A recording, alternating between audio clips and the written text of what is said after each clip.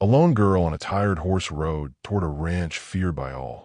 The dust of the trail clung to her like a second skin, but her eyes were fixed on the sprawling Blackwood estate. This was the home of Bartholomew Bart Blackwood, the cattle baron who owned half the valley and the hearts of none. His son was dying, and 100 doctors couldn't save him. The wind whispered through the tall grass, carrying with it the scent of sagebrush and desperation.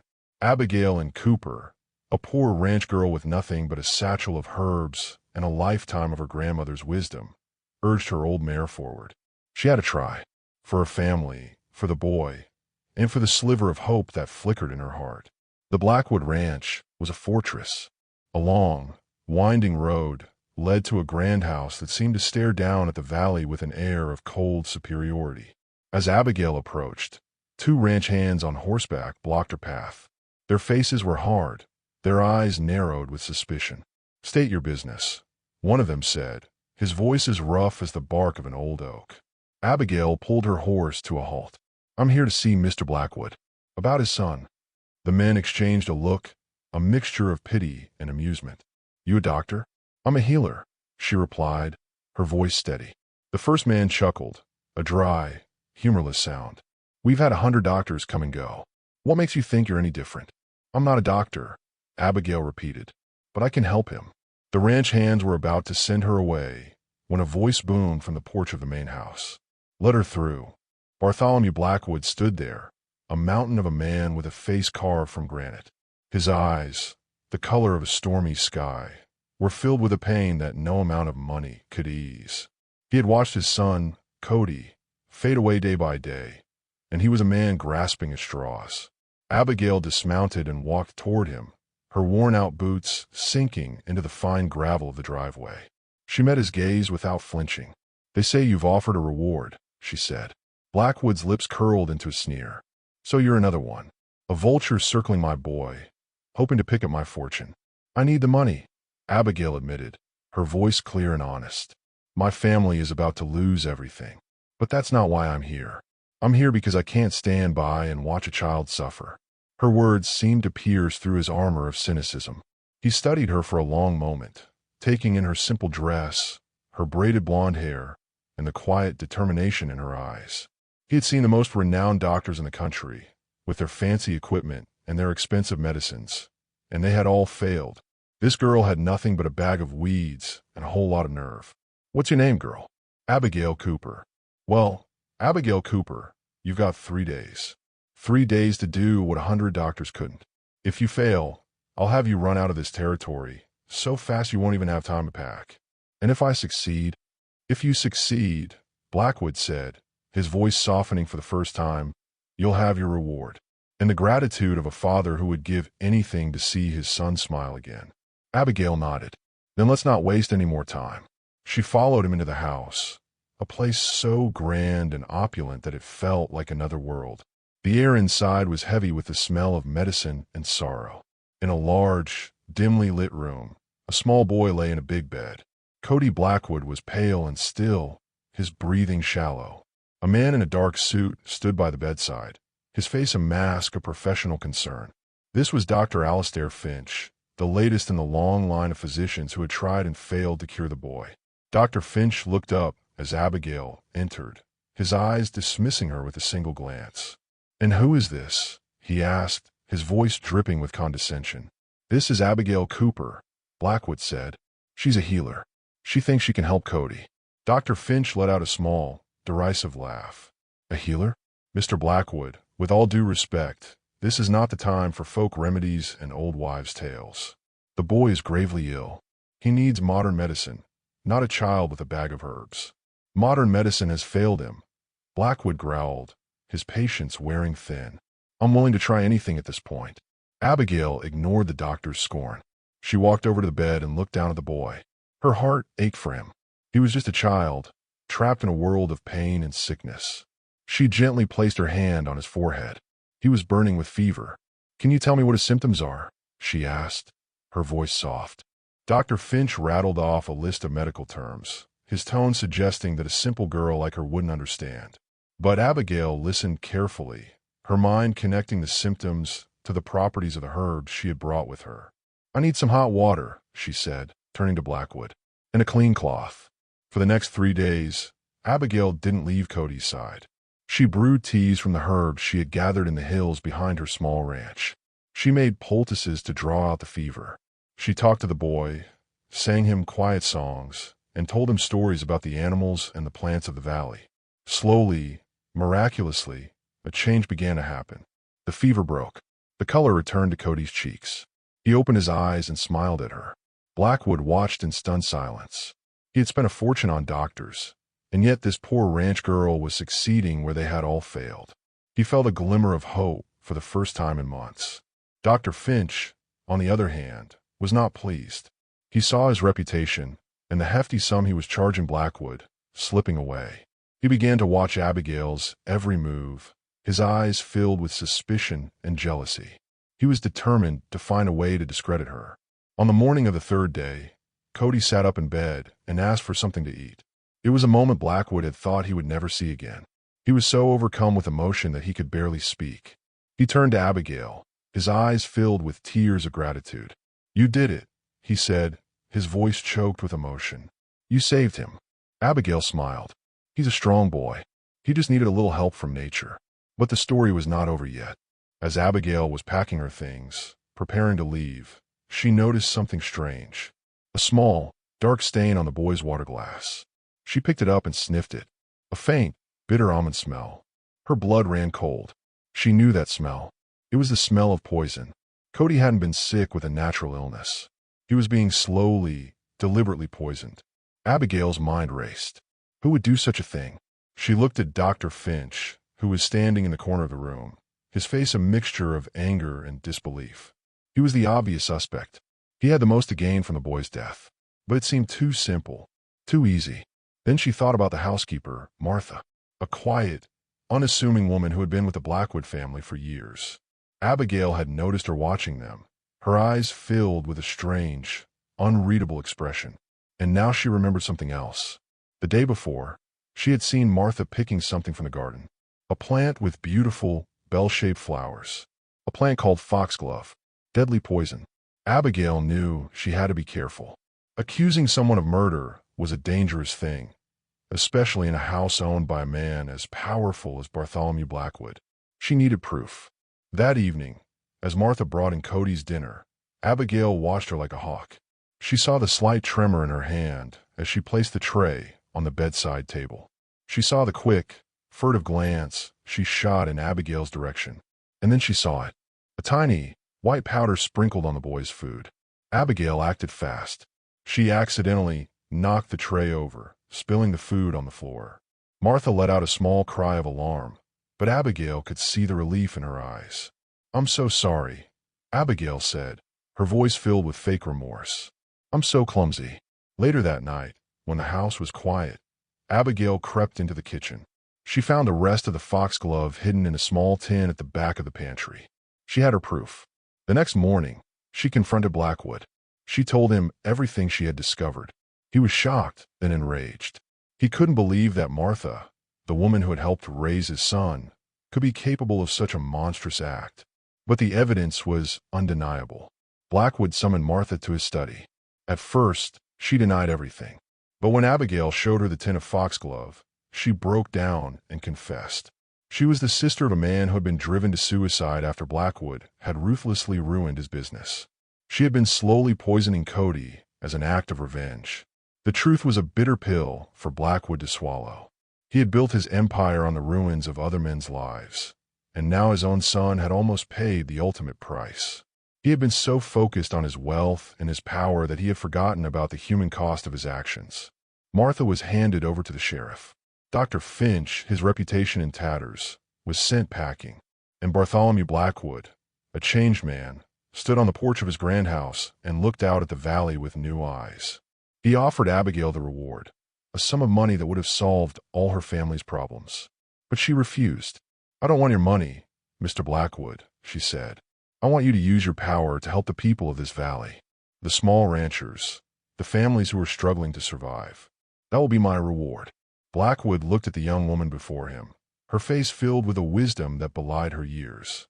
He had learned a valuable lesson from her, a lesson about the true meaning of wealth the power of kindness, and the healing touch of nature.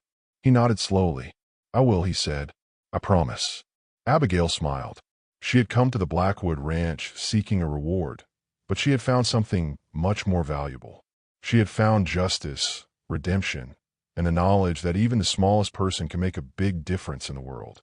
As she rode away from the grand house, the sun was setting over the valley, casting a warm, golden glow over the land. The wind whispered through the tall grass, carrying with it the scent of sagebrush and hope. And for the first time in a long time, the valley felt a little less wild and a little more like home. The dust from Abigail's departing horse had barely settled before Bartholomew Blackwood began to feel the immense weight of his promise.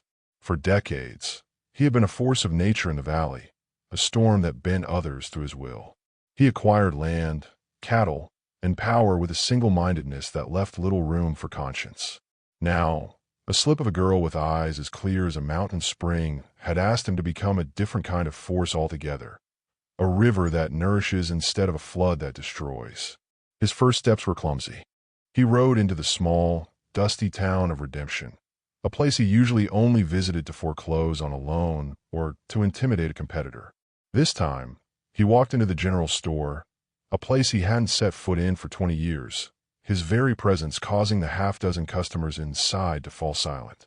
Old Man Hemlock, the proprietor, who had lost a parcel of grazing land to Blackwood in a ruthless deal a decade prior, nearly dropped a sack of flour on his foot. "Blackwood," Hemlock managed, his voice a dry rasp. "Hemlock," Bart replied, his own voice sounding foreign in the cramped space. He looked at the meager supplies on the shelves, the worried faces of the townsfolk, and felt a pang of something he couldn't name. It felt like shame. "I'm here to settle my accounts, and to open a new one." He pulled a thick wad of bills from his coat pocket and slapped it on the counter. The sound echoed in the silent store. "Any family in this valley who can't pay for their supplies, you put it on my account. Any of them. You send the bill to my ranch at the end of the month." Hemlock stared at the money, then at Blackwood, his eyes wide with disbelief. "Is this some kind of trick?" "No trick," Bart said gruffly, uncomfortable under the scrutiny. "The girl, Abigail Cooper. She saved my boy. This is for her." He turned to leave, the eyes of everyone in the store following him. As he reached the door, he paused. "And Hemlock, about that parcel of land, the north pasture. My lawyers will be in touch. It's yours again." He walked out before the store owner could respond, leaving a stunned silence in his wake.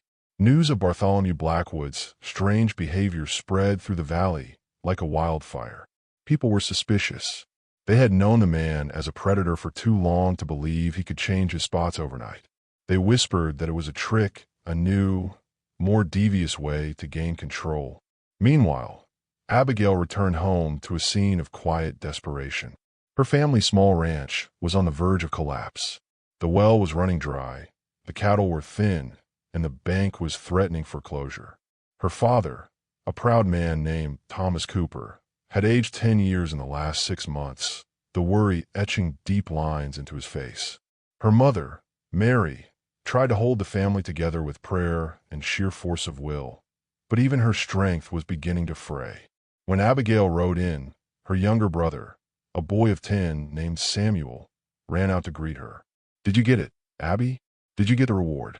Abigail slid off her horse, her body aching with exhaustion. She looked at her family, their faces a mixture of hope and fear, and she knew she couldn't lie to them. "I didn't take the money," she said softly. The hope in their eyes died, replaced by a crushing disappointment. Thomas Cooper's shoulders slumped. "Abigail, what have you done? That money was our only chance." "I know, Pa," she said, her voice pleading, "but I couldn't. It wouldn't have been right. I asked him for something else. I asked him to help the valley." "The valley," her father scoffed, his voice bitter. "What about us? What about this family? Charity begins at home, Abigail." The argument that followed was the worst they had ever had. Her father's words were sharp, born of desperation and fear. He couldn't understand why she would turn down a fortune that could have saved them. To him, it was a betrayal.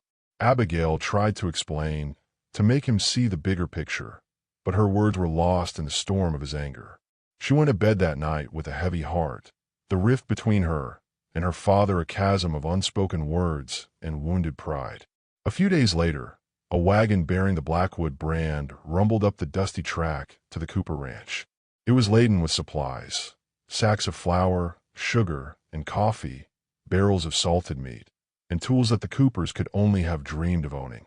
Behind the wagon rode two of Blackwood's men, leading a small herd of healthy, well-fed cattle. Thomas Cooper came out onto the porch, his face a mask of confusion and suspicion.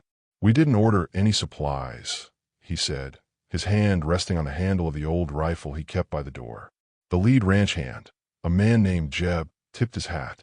"Compliments of Mr. Blackwood, sir. He said to tell you that this is just a small token of his gratitude for what your daughter did for his son." The Coopers were stunned into silence. They watched as the ranch hands unloaded the supplies and drove the cattle into their small, dusty corral. It was more than they had seen in a year. It was a lifeline. That evening, as the sun set behind the distant mountains, painting the sky in hues of orange and purple, Thomas Cooper found Abigail sitting on the porch, staring out at the new cattle. He sat down beside her, the silence between them thick with unspoken emotions. "I was wrong, Abigail," he said at last, his voice raspy. "I was a fool. I let my fear get the best of me. You saw something I couldn't see. You didn't just save that boy's life. You saved us all." Abigail leaned her head on her father's shoulder, a single tear tracing a path through the dust on her cheek. "I just did what I thought was right, Pa. And that," he said, his arm wrapping around her, "is why you're the strongest person I know." The rift between them had healed, replaced by a new, deeper understanding.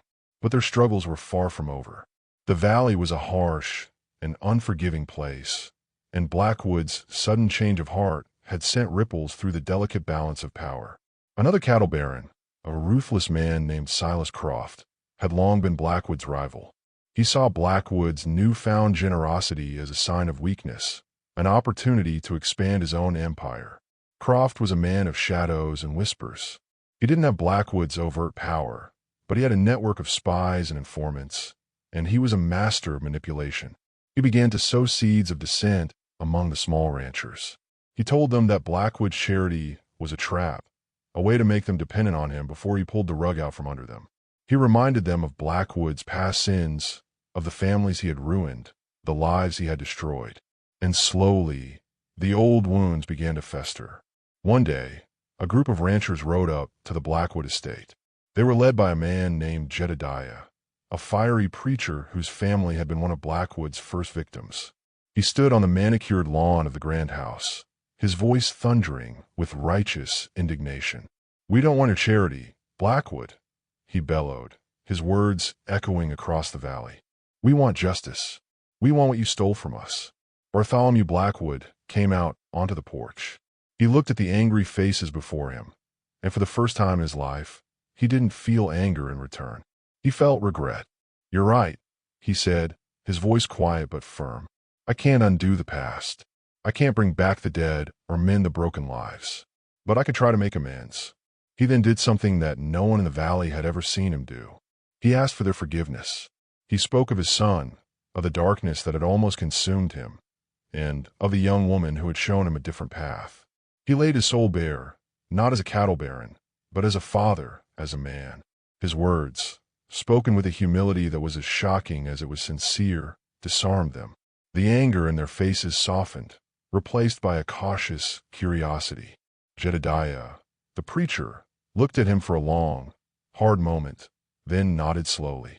"Words are cheap, Blackwood," he said. "We'll be watching. We'll see if your actions match your newfound faith." It was a start, a fragile, tentative truce. But Silas Croft was not a man to be deterred.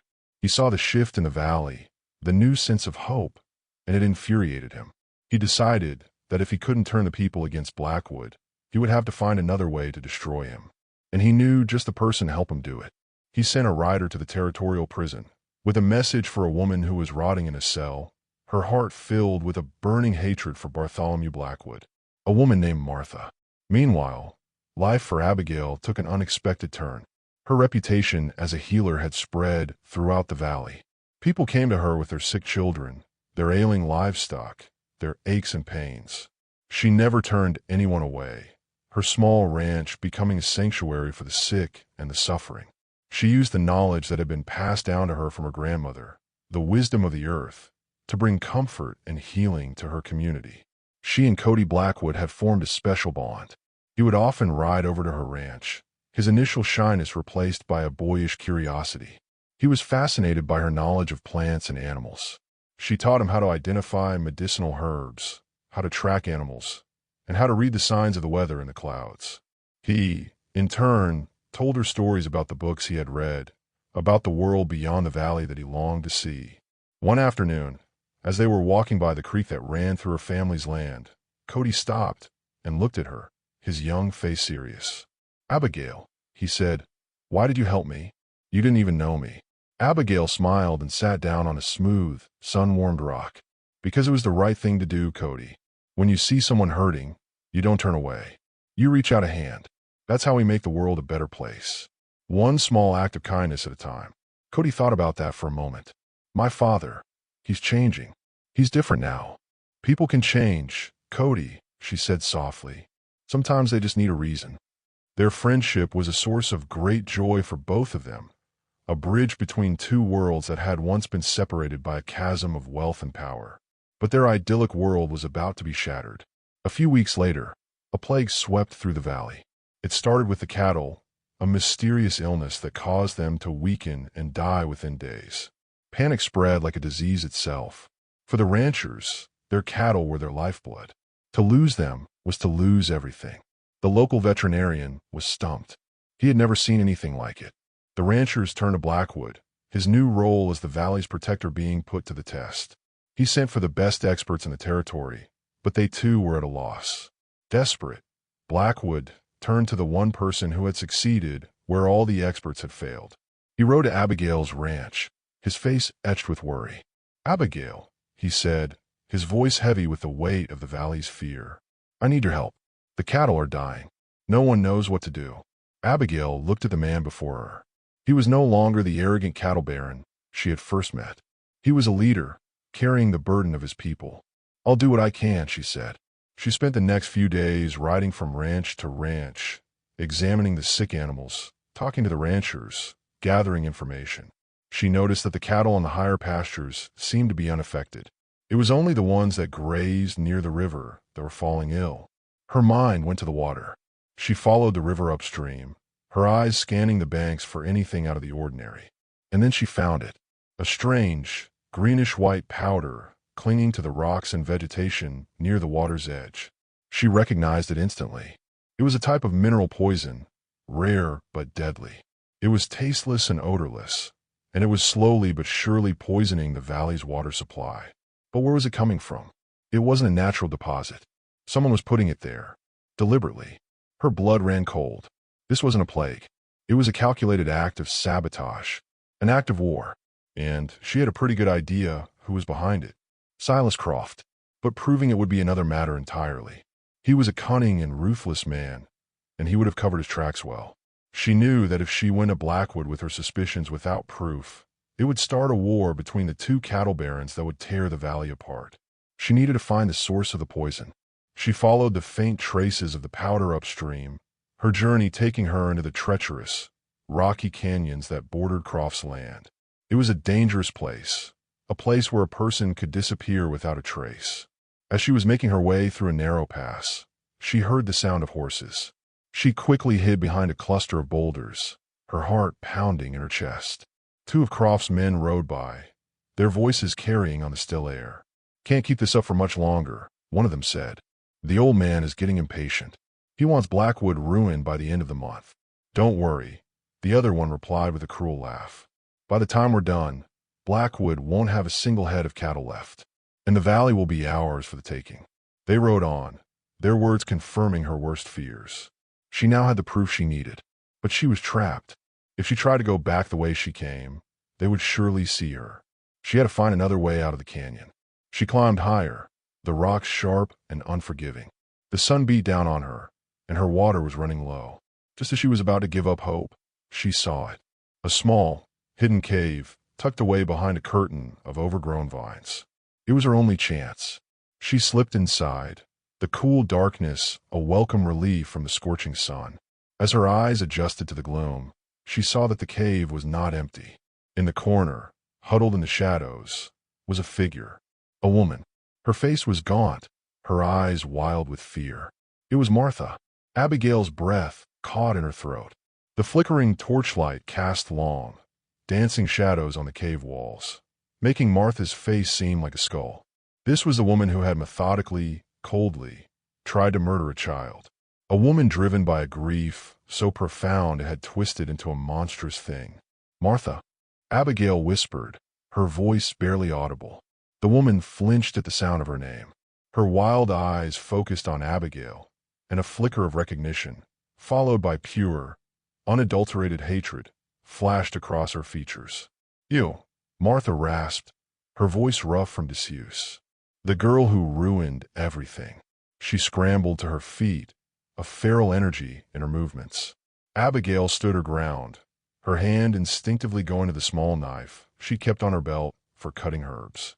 It wasn't much of a weapon, but it was something. "What are you doing here, Martha? You should be in prison." A bitter, broken laugh escaped Martha's lips. "Prison? A cage of stone is nothing compared to the prison I've lived in for 10 years. The prison of watching that man, Bartholomew Blackwood, thrive while my brother's memory faded to dust." Her voice cracked, the raw pain of her loss echoing in the small cave. "He took everything from us. Our land, our name, our hope. My brother put a rope around his neck because of that man. So you tried to kill his son," Abigail said, her voice quiet but firm. "An innocent boy. An eye for an eye," Martha hissed, her body tense as a coiled snake. "He took the future from my family. I wanted to take the future from his. That's not justice, Martha. That's just more pain, more suffering." Martha lunged, not at Abigail, but towards the mouth of the cave. "I have to go. They'll be back for me." "Who?" Abigail asked, stepping to block her path. "Who will be back?" "The men who freed me," she said, her eyes darting nervously towards the entrance. "They work for Silas Croft." The name hung in the air, confirming everything. Abigail's mind raced, the pieces of the puzzle clicking into place. Croft hadn't just found a way to poison the cattle. He had found the perfect weapon to wield against Blackwood, a woman consumed by desire for revenge. "Croft broke you out of prison." Martha nodded, her bravado beginning to crumble, replaced by a deep, weary fear. "He sent a man, a guard he had paid off. They came for me in the night. Said Mr. Croft had a proposition for me, a chance to finish what I started. Poisoning the river," Abigail stated, the horror of it settling in her stomach like a lead weight. "That was you." Tears welled in Martha's eyes, mixing with the grime on her face. "He made me do it. His men, they watched me. They told me where to put the powder. Said it would just make the cattle sick, that it would ruin Blackwood financially. They promised me that once he was broken, they would give me money and a horse to disappear. They lied." She let out a choked sob. "The cattle are dying. I've seen them. I never wanted to hurt the whole valley." A wave of pity washed over Abigail, so strong it almost knocked her off her feet. She saw past the monster, past the would-be murderer, and saw a woman broken by grief and manipulated by a man far more evil than she could ever be. Martha was a tool, a pawn in Croft's cruel game. "He's using you, Martha," Abigail said gently. "Silas Croft doesn't care about your revenge. He just wants to destroy Blackwood so he can take his land. And when he's done, he'll get rid of you. You're a loose end." The truth of Abigail's words hit Martha with the force of a physical blow. She sank to the floor of the cave, her body shaking with sobs of despair. "What have I done? What have I done?" Outside, the sound of approaching horses echoed through the canyon. Croft's men were returning. "We have to go," Abigail said urgently, grabbing Martha's arm. "They can't find us here." Martha looked up, her face a mask of terror. "Where can we go? They know these canyons like the back of their hand. They'll find us." "Not if we're smart," Abigail said, a spark of defiance in her eyes. She had spent her life learning the secrets of the wild, the hidden paths, the places where one could disappear. She knew these lands in a way Croft's hired thugs never could. "You have to trust me." Martha hesitated for a moment, then nodded. The hatred in her eyes had been replaced by a fragile, desperate hope. She had a choice: trust the girl who had unraveled her first plan for revenge, or face the wrath of the man who had orchestrated her second. She chose the girl. Abigail led her to the back of the cave, where a narrow fissure, almost completely hidden by shadow, snaked its way up into the rock. It was a tight squeeze, but it was their only way out. As they scrambled up the dark, claustrophobic passage, they could hear the voices of Croft's men in the cave below. "She's gone." The old bat flew the coop. "Croft ain't gonna be happy about this. Find her. She couldn't have gone far." The sounds of their search spurred Abigail and Martha onward. They emerged from the fissure onto a narrow ledge high above the canyon floor. The sun was beginning to set, and the world below was a tapestry of long shadows and deepening purples. For a moment, they were safe, but they both knew it was temporary. "Where are we going?" Martha whispered, her voice trembling. "My home," Abigail replied. "It's the one place they won't think to look for you." The journey back to the Cooper Ranch was a grueling ordeal. They moved under the cover of darkness, avoiding the main trails, sticking to the high ridges and the dense thickets. Abigail's knowledge of the land was their only guide. She found them water and hidden springs and food in the wild berries that grew in the sheltered ravines. During their long, silent journey, a strange, unspoken bond formed between the two women. They were from different worlds, their lives set on a collision course by tragedy and revenge. Yet, out here in the vast, unforgiving wilderness, they were simply two women trying to survive. They finally reached the edge of the Cooper property as the first rays of dawn were breaking over the horizon. The small ranch house, with its warm, glowing windows, looked like a beacon of safety in a dark and dangerous world. Abigail smuggled Martha into the small, dusty barn and made her a bed in the hayloft. "Stay here. Don't make a sound. I'll bring you some food and water." When Abigail entered the house, her family was already awake. The worry on their faces was palpable. "Abigail, we were so worried. You were gone all night," her mother, Mary, exclaimed, wrapping her in a fierce hug. "I'm all right, Ma," she said, her voice heavy with exhaustion. "But we have a problem. A big one." She told them everything. About the poison, about Silas Croft, about finding Martha in the canyon. Her father's face grew grim. "You brought that woman here," he said, his voice a low growl. "The woman who tried to kill the Blackwood boy. Abigail, what were you thinking?" "She's the only one who can prove what Croft is doing, Pa," Abigail insisted. "She's a witness. We have to protect her." "Protect her," he scoffed. "She's a murderer. She belongs in a jail cell, not in our barn." "She was a pawn, Thomas," Mary said softly, her hand on her husband's arm. "Used by a wicked man. If what Abigail says is true, then we have a duty to help her." The argument raged on, but Abigail stood firm. She knew the risk she was taking, the danger she was bringing to her family's doorstep. But she also knew it was the right thing to do.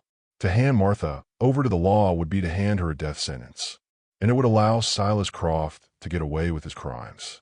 Finally, her father relented, his anger giving way to a grudging acceptance.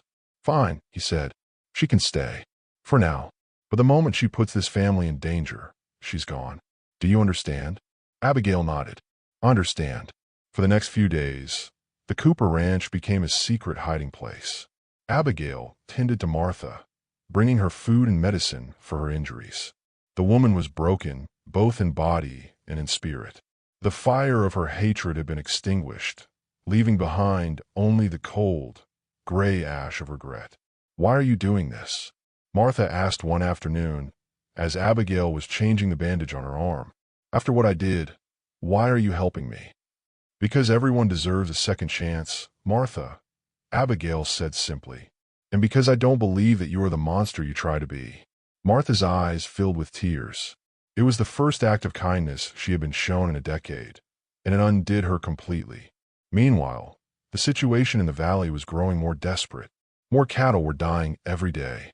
The ranchers were on the brink of ruin. Blackwood was doing everything he could, buying feed, offering loans, but it was like trying to bail out a sinking ship with a thimble. He knew he was being targeted, but he had no proof. The poison was untraceable, and Silas Croft was too clever to leave a trail. Blackwood rode out to the Cooper Ranch, his face a mask of frustration and despair. He needed Abigail's help. He trusted her instincts, her connection to the land. "Abigail," he said, getting straight to the point, I need you to find the source of this plague. I'll pay you whatever you want. Just help me save my valley." Abigail looked at the powerful man before her, now humbled by a crisis he couldn't control. She knew she had the answer he was looking for. The proof was hiding in her barn. But to reveal it would be to put Martha and her own family in grave danger. She took a deep breath. "I know what's causing the sickness, Mr. Blackwood. It's not a plague. It's poison. And I know who's behind it." She led him to the barn. The air inside was thick with the smell of hay and secrets. Thomas Cooper stood by the door, his rifle in his hand, his face a grim warning. Blackwood stopped when he saw the figure huddled in the hayloft. His eyes widened in disbelief, and his hand instinctively went to the pistol on his hip. Martha. The name was a curse on his lips. He took a step forward, his face contorted with a rage that was terrifying to behold. "What is she doing here? I'll see her hanged for what she did to my son. She's the reason your son is still alive," Abigail said, her voice cutting through his anger. She quickly explained everything that had happened, how Martha had been broken out of prison, how Silas Croft had used her to poison the river. Blackwood listened, his rage slowly giving way to a cold, calculating fury. He had been so focused on the external threat to his empire that he had never considered the enemy was working from within, using the ghosts of his own past against him. He looked at Martha, no longer seeing a monster, but a weapon that had been aimed at his heart. "Is this true?" he demanded, his voice low and dangerous. Martha, trembling, nodded. "Every word." She then looked him in the eye, a spark of her old defiance returning. "I hate you, Bartholomew Blackwood. I will always hate you for what you did to my brother. But I will not be a party to the destruction of this entire valley. Silas Croft is a demon, and he must be stopped." A plan began to form in Blackwood's mind. A dangerous, risky plan, but it was the only way. He couldn't go to the law. Croft owned the sheriff and half the judges in the territory. They had to handle this themselves. They had to catch Croft in the act. "He'll be sending his men back for her," Blackwood said, thinking aloud. "Or to finish the job. We can use that. We can set a trap." The plan was simple and deadly. They would let it be known that Martha had been found, that she was being held at the Cooper Ranch. They would leak the information through a source they knew to be in Croft's pocket. Then, they would wait for Croft's men to come and silence her for good. And when they did, Blackwood and his men would be waiting. It was a huge gamble. The Cooper Ranch will become a battlefield. Abigail's family would be in the crossfire. Thomas Cooper looked at Blackwood, his eyes hard. "My family's safety is my only concern. If you can guarantee that they will not be harmed, I will agree to this plan." "I give you my word," Blackwood said, meeting his gaze. "No harm will come to them." The next 24 hours were the longest of their lives. The Cooper Ranch was transformed into a fortress. Blackwood's best men, loyal and hardened fighters, took up positions in the barn, in the house, in the hills surrounding the property. They were a silent, invisible army. Inside the house, the tension was so thick you could cut it with a knife. Mary Cooper prayed in the corner, her rosary beads clicking softly in the silence. Samuel, too young to understand the danger, but old enough to feel the fear, sat by the fire, his eyes wide. Abigail sat with Martha, a strange calm settling over her. She had set these events in motion, and she would see them through to the end.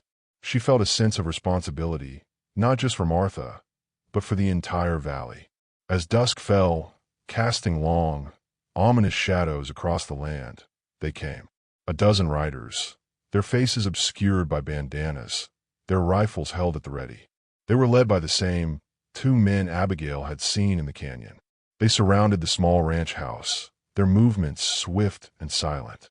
They thought they were the hunters. They had no idea they were walking into a trap. The first shot came from the barn, a single, deafening crack that shattered the evening quiet. One of Croft's men fell from his horse, a silent, crumpled heap in the dust. The night exploded into a maelstrom of gunfire and shouting. It was a short, brutal, and one-sided fight. Croft's men, caught completely by surprise, were no match for Blackwood's well-laid ambush. When the smoke cleared, the battle was over. The surviving raiders were rounded up, their faces a mixture of shock and fear. The trap had been sprung. The first part of the plan was a success, but the fight wasn't over. They had the foot soldiers.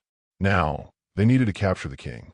Leaving half his men to guard the prisoners and the ranch, Blackwood, along with Abigail and her father, rode for Croft's estate.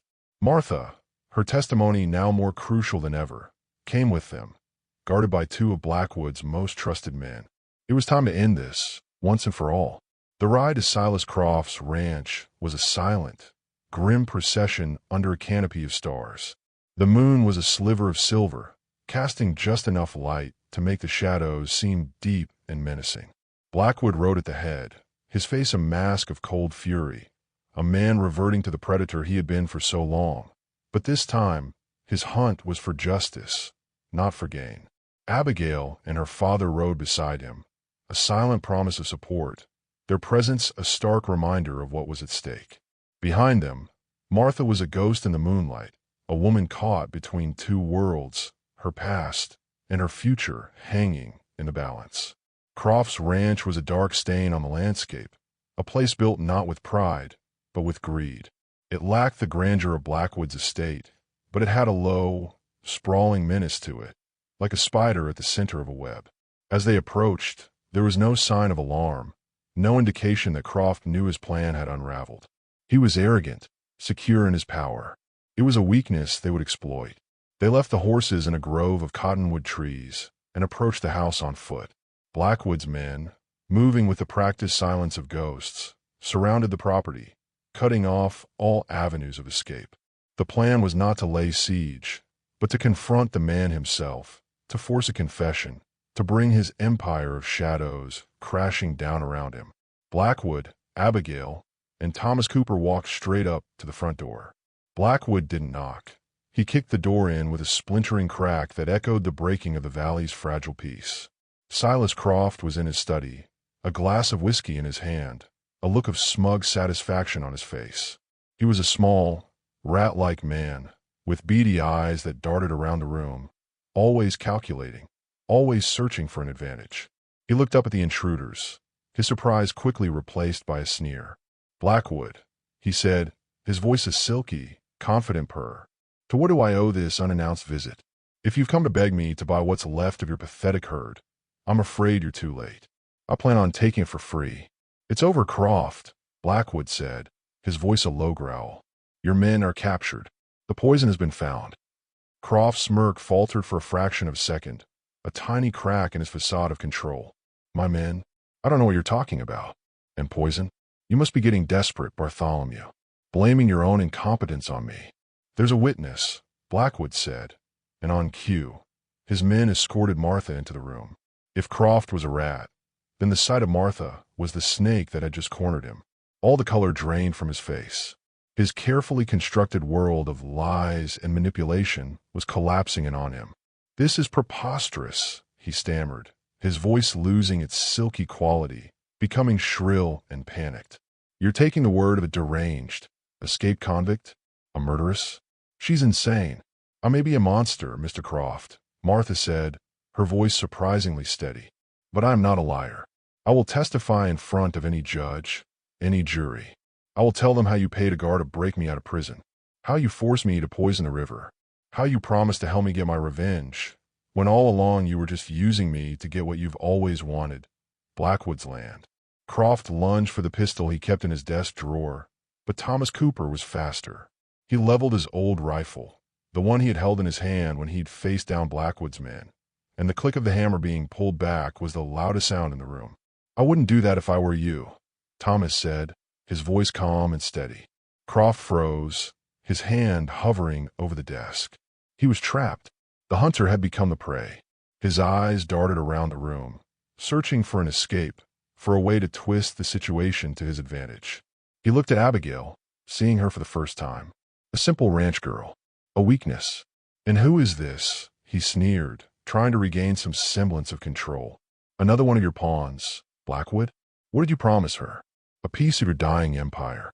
"She's the one who figured it all out, Croft," Blackwood said, a note of pride in his voice. "She's the one who's going to watch you fall." Croft let out a high-pitched, desperate laugh. "This is a farce. You have no proof. Just the ramblings of a madwoman. My lawyers will have me out of this by morning." "Perhaps," Abigail said, speaking for the first time, her voice cutting through the tension. But the people of this valley, they won't forget. They'll know who was willing to sacrifice them all for a little more land, a little more power. You won't have to be in a prison, Mr. Croft. You'll be living in one. A prison of your own making, where every face you see will be a reminder of your greed. You'll be a king with no subjects, a rich man with no one to share it with. You'll be alone, and that is a sentence far worse than any judge could hand down. Her words hit him harder than any bullet could have. She hadn't threatened him with violence or legal retribution. She had shown him a mirror, and the reflection was of a hollow, pathetic man. He looked around the room, at the hard, unforgiving faces of Blackwood and his men, at the quiet strength of the old rancher, at the unyielding gaze of the girl who had undone him. He saw his future, and it was a bleak, empty expanse of loneliness and regret. He slumped in his chair, a broken man. The fight was gone. The arrogance, the cunning, the cruelty, it all evaporated, leaving behind a small, withered husk. The aftermath was swift and decisive. With Martha's testimony and the confession of Croft's captured men, the law, even the corrupt local sheriff, had no choice but to act. Silas Croft was arrested, his empire crumbling overnight. The full extent of his treachery was laid bare for the entire valley to see. He had been a cancer, slowly poisoning them from the inside, and his removal was like a cleansing fire.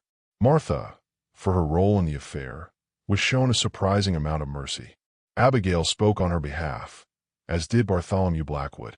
They told the story of a woman driven to madness by grief, a woman who had been manipulated and used. They argued that she had already paid for her crimes, both in a prison of stone and in a prison of her own making. The judge, a man who had seen his own share of tragedy, was moved.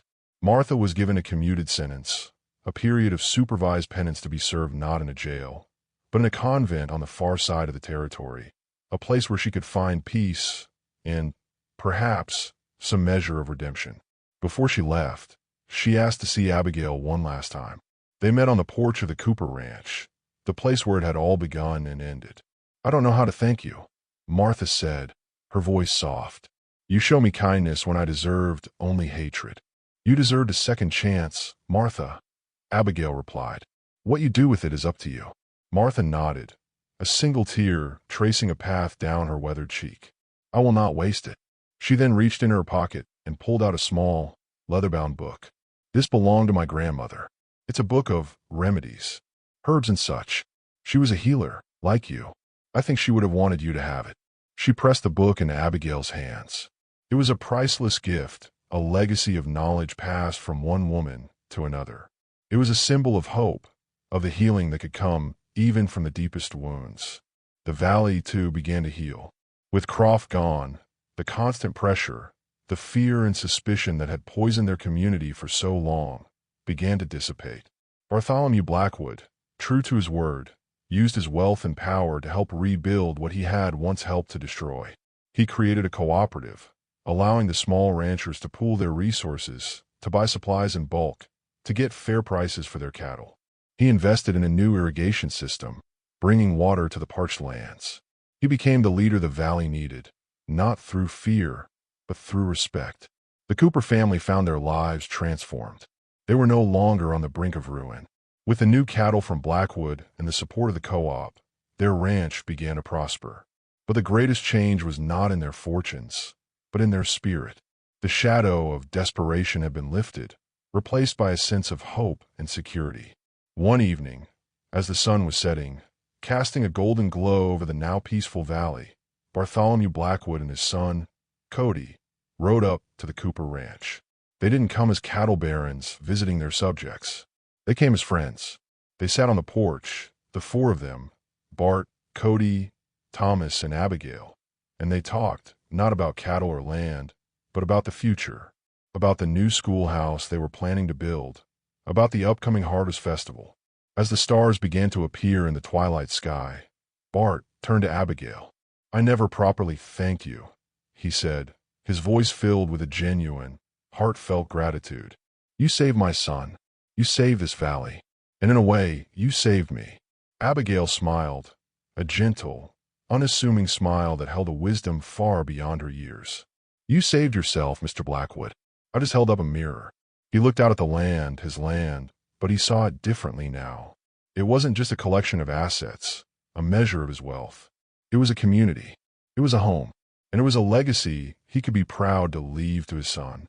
A poor ranch girl with braided blonde hair had ridden into a world of power and greed, a world that should have chewed her up and spit her out. But she had brought with her a different kind of power.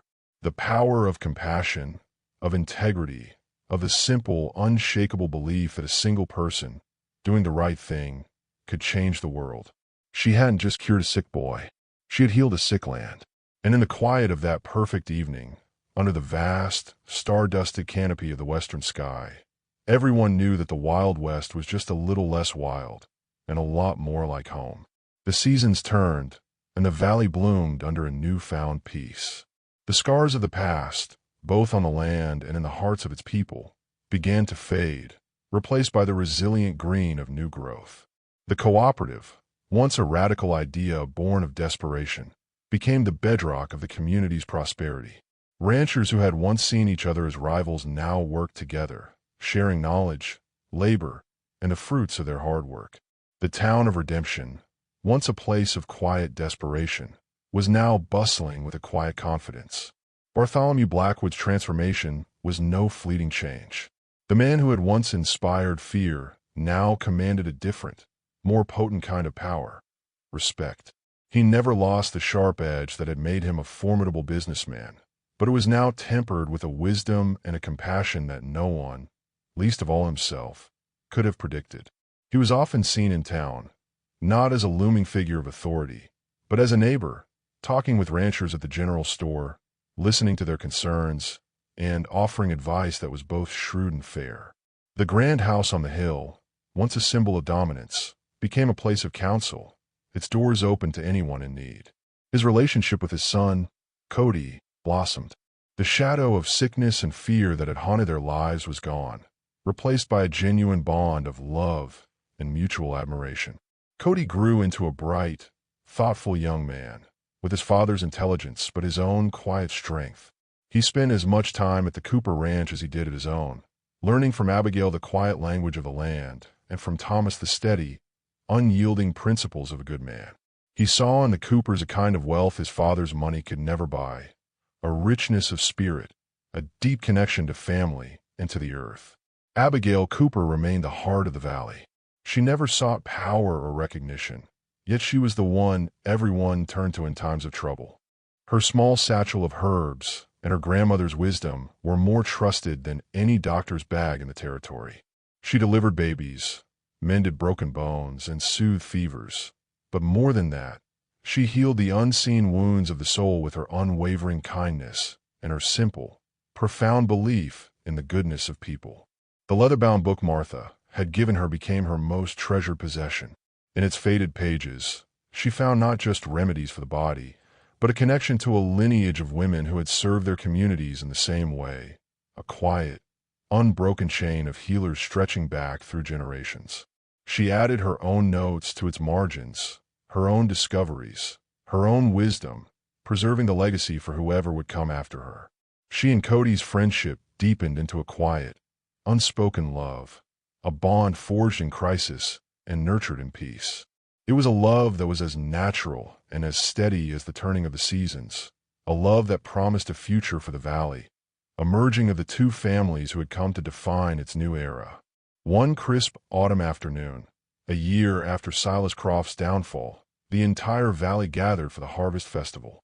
It was a celebration not just of a bountiful harvest, but of their own resilience, their own rebirth. Laughter and music filled the air, and the long tables set up in the center of town groaned under the weight of food. Bartholomew Blackwood stood on a makeshift stage, not to deliver a speech, but to offer a simple toast. He raised his glass, his eyes scanning the crowd, lingering for a moment on the faces of the Cooper family, on his son, and on the young woman with braided blonde hair who stood beside him. "To the valley," he said, his voice thick with an emotion he no longer tried to hide. "And to the people who make it a home. We have faced the darkness, and we have chosen the light. We have faced division, and we have chosen to be a community. May we never forget the lessons we have learned, and may we always remember that our greatest strength lies not in what we own, but in what we share. To us, a cheer went up from the crowd, a sound of genuine, heartfelt unity. As the sun began to dip below the mountains, painting the sky in fiery strokes of orange and gold, Abigail walked to a quiet spot at the edge of the celebration. She looked out at the faces of her friends and neighbors, at the children laughing and playing, at the sense of peace that had settled over the land like a warm, comforting blanket. A lone girl on a tired horse had ridden toward a ranch feared by all, armed with nothing but a sliver of hope. She had come seeking money to save her family, but she had found something far greater. She had found that true healing isn't just about curing sickness. It's about mending the bonds that hold a community together. It's about planting seeds of kindness and watching them grow. It's about having the courage to face down the darkness, not with a gun, but with a steady heart and an open hand. The wind whispered through the tall grass, carrying with it the scent of sagebrush and the promise of a peaceful future. And in that moment, Abigail and Cooper knew, with a certainty that settled deep in her soul, that this small patch of the Wild West was, and always would be, home. The legacy of that year was etched into the very soul of the valley. It wasn't just a story people told. It was the foundation upon which their future was built. The children who grew up in the decades that followed inherited a world shaped by Abigail's courage and Blackwood's redemption. They learned in the schoolhouse built by the cooperative's first profits, a building where the children of cattle barons and small ranchers sat side by side, their fathers' rivalries a distant, almost unbelievable history. The leather-bound book of remedies became a local treasure. It was never locked away. Instead, it was kept in the schoolhouse, and every child learned from its pages, not just about the healing properties of wild herbs, but about the woman who had wielded that knowledge with such profound wisdom. They learned that power didn't always come from a rifle or a bank account. Sometimes, it came from a deep understanding of the earth and a deeper understanding of the human heart. Abigail and Cody did marry, their union a symbol of the valley's own. They raised a family on the Cooper Ranch, which grew and prospered, but never lost its humble, welcoming spirit. Their children were raised with dirt under their fingernails and books in their hands, a perfect blend of their parents' strengths. They knew the names of the constellations and the herbs that grew in the high meadows. They learned business from their grandfather, Bartholomew, and integrity from their grandfather, Thomas. Bartholomew Blackwood lived to a ripe old age, long enough to see his grandchildren run through the fields he had once conquered with an iron fist. He passed away peacefully, not as a feared cattle baron, but as a beloved patriarch, the man who had torn the valley apart and then, against all odds, had stitched it back together. His story became a cautionary tale, a lesson that a man's true legacy is not the wealth he accumulates, but the good he leaves behind. And so, the tale of the 100 doctors who failed and the poor ranch girl who succeeded was passed down from generation to generation. It was told around campfires and on front porches, a story that became as much a part of the landscape as the rugged mountains and the winding river. It was a reminder that even in the wildest of places, in the harshest of times, the most powerful force on earth is not hatred or greed, but the unyielding courage of a single, compassionate heart. It was the valley's founding myth, its North Star, a timeless story of how a community and a man were saved, not by a miracle, but by the quiet, steady strength of a girl with braided blonde hair. We hope this tale from the pages of the past has warmed your heart and stirred your spirit. Here at Old West Tales, we believe that these stories are more than just history. They are lessons in courage, resilience, and the enduring power of the human heart that still resonate with us today. The frontier may be gone, but the challenges of life, of facing down our own demons and choosing community over conflict, are timeless. If Abigail's journey from a humble ranch to the heart of a valley's destiny inspired you, if you believe that one person's integrity can indeed change the world, then we'd ask you to become a part of our growing community. Help us keep these stories alive by hitting that like button. It's a small click for you, but it helps our tales travel further down the trail, reaching more folks who need to hear them. And if you haven't already, we invite you to subscribe to Old West Tales and ring that notification bell. We got a whole frontier of stories waiting to be told, and we wouldn't want you to miss a single one. We truly value your thoughts, and your comment to the campfire we gather around. What part of this story stood out to you the most? Was it Bartholomew Blackwood's difficult road to redemption? Or was it Abigail's quiet, unshakable courage? Let us know in the comments section below. We read every single one and cherish the conversations we have with you. Thank you for spending your time with us. Until we meet again for our next chapter from the frontier, keep the spirit of the Old West alive in your hearts. Stay strong, stay hopeful, and keep the stories burning bright.